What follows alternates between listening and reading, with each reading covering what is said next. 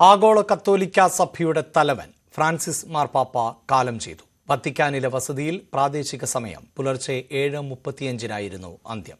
88 വയസ്സായിരുന്നു. 11 വർഷം ആഗോള സഭയെ നയിച്ച പിതാവാണ് വിടവാങ്ങിയത്.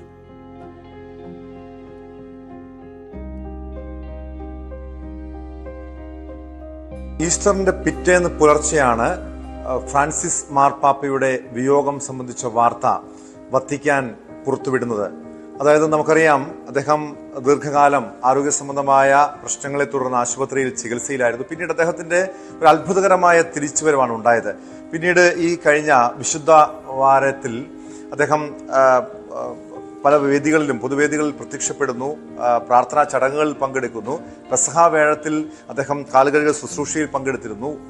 ഇറ്റലിയിലെ പ്രസിദ്ധമായിട്ടുള്ള ജയിൽ സന്ദർശിച്ച് തടവുകാരെ സന്ദർശിച്ച് അദ്ദേഹം ഫ്രാൻസിസ് മാർപ്പാപ്പയായ ശേഷമുള്ള ആ ചടങ്ങിലൊന്നും യാതൊരു രീതിയിലുള്ള ഒരു വിട്ടുവീഴ്ചയും ഉണ്ടായില്ല. പക്ഷേ ഈസ്റ്റർ ദിനത്തിൽ അദ്ദേഹത്തിന് രോഗം കലശലാവുകയും ഈസ്റ്റർ ദിന ചടങ്ങുകളിൽ അദ്ദേഹം വിട്ടുനിൽക്കുകയും ചെയ്തെങ്കിൽ പോലും അദ്ദേഹത്തിന്റെ ഈസ്റ്റർ ദിന സന്ദേശം അത് ലോകം ഇന്ന് ഏറ്റെടുക്കുകയാണ്. കാരണം ഗാസയിൽ സമാധാനം വേണം എന്ന ഒരു പ്രഖ്യാപനം അദ്ദേഹം നടത്തുന്നു.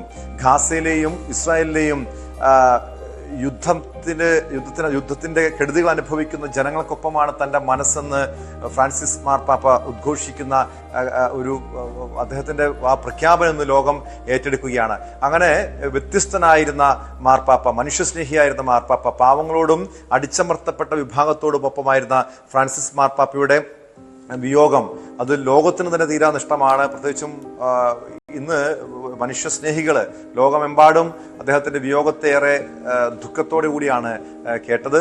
പ്രത്യേകിച്ച് നമുക്കറിയാം, അദ്ദേഹത്തിന്റെ സംസ്കാരവുമായി ബന്ധപ്പെട്ട ചടങ്ങുകൾ അതെങ്ങനെയാണെന്നുള്ള കാര്യത്തെ കുറിച്ച് വത്തിക്കാൻ ഇപ്പോൾ കൂടിയാലോചിച്ചുകൊണ്ടിരിക്കുകയാണ്. പക്ഷെ എന്തായാലും ഫ്രാൻസിസ് മാർപ്പാപ്പ അദ്ദേഹത്തിന്റെ ജീവിതം പോലെ തന്നെ മരണാനന്തര ചടങ്ങുകളിലും ചില നിർദ്ദേശങ്ങൾ മുന്നോട്ട് വെച്ചിട്ടുണ്ട്. സാധാരണഗതിയിൽ മാർപ്പാപ്പമാരെ സംസ്കരിക്കുന്നത് സൈപ്രസ്, ഓക്ക്, വാഗ മരത്തടികൾ കൊണ്ട് നിർമ്മിച്ച 3 പെട്ടികൾക്കുള്ളിലാണെങ്കിൽ തന്റെ സംസ്കാരം സാധാരണ പെട്ടിയിൽ നടത്തിയാൽ മതി എന്ന് അദ്ദേഹം നിർദ്ദേശം നൽകിയിട്ടുണ്ട്. ഇതോടൊപ്പം തന്നെ നീണ്ട അന്തിമവാച ചടങ്ങുകൾ വേണ്ട, ദീർഘമായ പൊതുദർശനം വേണ്ട തുടങ്ങിയ നിർദ്ദേശങ്ങൾ അദ്ദേഹം നൽകിയിട്ടുണ്ട്. മുൻ മാർപ്പാപ്പമാരെ അടക്കം ചെയ്യുന്ന സെന്റ് പീറ്റേഴ്സ് ബസിലിക്കയ്ക്ക് പകരം റോമിലെ സെന്റ് മേരി മേജർ പള്ളിയിൽ അടക്കിയാൽ മതി എന്ന നിർദ്ദേശവും ഫ്രാൻസിസ് മാർപ്പാപ്പ നൽകിയിട്ടുണ്ട്.